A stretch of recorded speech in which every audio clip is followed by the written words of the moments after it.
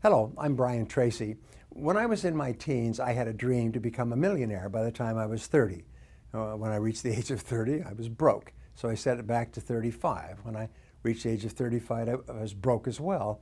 And then I began to give small seminars. Once a man called me, a businessman. He said, could I come and speak to his 800 independent representatives on how to become a self-made millionaire? And I said, of course. And then I hung up the phone and I realized, geez, I have no idea how to become a millionaire. I've wanted to be a millionaire most of my life. I don't know anything about the subject. So I began to study self-made millionaires. I found two things. Number one is that self-made millionaires have been studied for years and years and years, millions and millions of dollars, so we know who they are and where they come from. And number two is that if you do what other self-made millionaires have done, people who started with zero and became a millionaire within one generation, you soon get the same results they do. And if you don't, you don't. Now, the starting point of becoming a millionaire is to remember the greatest discovery of all of human life, which is that you become what you think about most of the time. If you sincerely want to be rich, to achieve all your financial goals, and to retire as a self-made millionaire, one of the smartest things you can do is to develop the habits of thinking and acting that have enabled others to become self-made millionaires. What is so hard about this to understand? Most people are thinking of how little money they have. They worry about being broke. They're worried about lack and poverty. They're worried about the prices of everything, and they're wondering why they're not flourishing financially, because they're thinking about poverty and lack rather than prosperity and abundance. Now, these habits of financial success are learnable, as all habits are, by practice and repetition. In other words, you can program yourself to think like self-made millionaires. And remember, it has to start on the inside before it ever comes true on the outside. So the first discovery about the thinking patterns of self-made millionaires is that they have the habit of thinking in terms of financial independence most of the time. From an early age, or at a certain point in life, they become focused on achieving specific goals for financial independence. They think about it most of the time. Self-made millionaires discipline themselves to make whatever sacrifices are necessary to achieve those financial goals. They organize and reorganize their entire financial lives, their earnings, their investing, their insuring and spending activities in such a way that they're all coordinated and helping them move toward hitting those specific financial targets. Now, here's an important point. Achieving financial success is very difficult, and it does not happen by accident. It happens by very deliberate design and a long period of disciplined persistence in doing the things necessary. Now, at a certain point in life, each person comes to a crossroads with his or her financial goals. One road leads in the direction of earning, saving, and accumulating, while the other road leads in the direction of earning, spending, and getting into debt.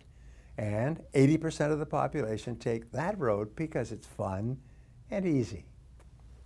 Now, as a fully responsible adult, you must decide which road you're going to take. And no matter what road you've taken up until now, you're free to choose the road that you're going to follow from this day forward. One of the great lines that I teach is that it doesn't matter where you're coming from, all that really matters is where you're going. You can't change the past, but you can totally change the future by taking a different direction today. The starting point of achieving financial success and joining the Self-Made Millionaires Club is for you to accept complete responsibility for your financial life. Most self-made millionaires organize their financial goals and financial lives in such a way that their net worth increases about 8 to 10% per year on the amount of money that they have working. They set financial goals and they don't look for get-rich-quick schemes or easy money. They are patient and persistent and far-sighted. They discipline themselves to save and accumulate money over many years. They don't speculate, they don't take risks, and they don't look for fast ways to make money quickly and easily because there aren't any. As a result of these habitual ways of thinking about their money, each year their wealth grows a little bit. Eventually they pass the $1 million mark and usually keeps on going. As Einstein said, compounding is the greatest power in the universe. So the key to success is get rich slow. Don't try to get rich quick.